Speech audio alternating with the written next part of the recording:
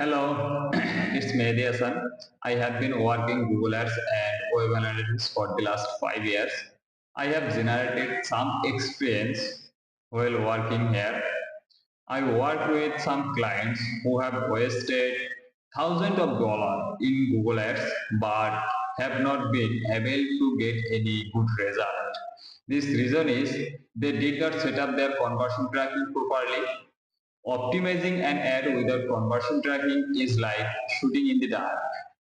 So, if you are facing such problem in your ad, be sure to check the conversion tracking before making any change inside the ad. If you are checking your conversion tracking and analyze your customer behavior and optimize the ad, I think you will get a very good result.